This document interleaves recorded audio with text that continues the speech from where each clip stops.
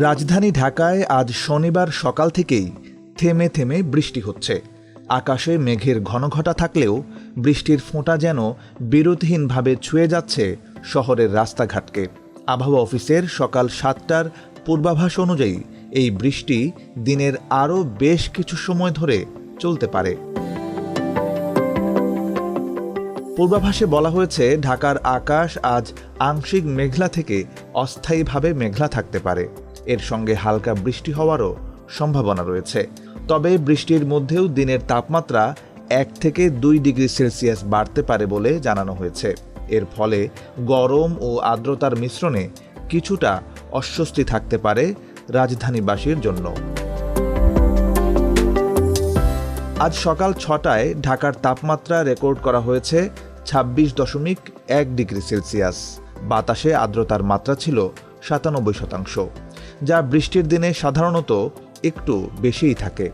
দক্ষিণ বা দক্ষিণ পূর্ব দিক থেকে ঘন্টায় ১০ থেকে ১৫ কিলোমিটার বেগে বাতাস বইছে আজ। এই বাতাস বৃষ্টির সঙ্গে মিলেমিশে গ্রীষ্মের শেষ প্রহরে কিছুটা স্বস্তিও এনে দিচ্ছে সবার মনে। গতকাল শুক্রবার ঢাকার সর্বোচ্চ তাপমাত্রা ছিল ২৮.৪ ডিগ্রি সেলসিয়াস আর সর্বনিম্ন ছিল ২৬ ডিগ্রি সেলসিয়াস। গত ২৪ ঘন্টায় ঢাকায় মোট ১৮ মিলিমিটার বৃষ্টিপাত রেকর্ড করা হয়েছে। আবহাওয়াবিদদের মতে, মৌসুমি বায়ুর প্রভাবে রাজধানী ও আশেপাশের এলাকায় মাঝে মাঝে এমন বৃষ্টি হতে পারে।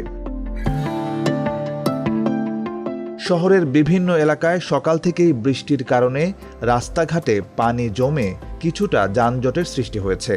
অফিসগামী মানুষদের অনেকে ছাতা হাতে বের হয়েছেন, আবার কেউ কেউ বৃষ্টির ফাঁকে রওনা হয়েছেন কর্মস্থলের দিকে। আবহাওয়াবিদরা জানিয়েছেন, আগামী কয়েকদিন ঢাকার আবহাওয়া একই রকম থাকতে পারে। তবে বৃষ্টির পরিমাণ কমে গিয়ে আংশিক মেঘলা আকাশ দেখা দিতে পারে। সেজন্য নাগরিকদের ভ্রমণ ও দৈনন্দিন কাজের সময় সতর্ক থাকার পরামর্শ দেওয়া হয়েছে।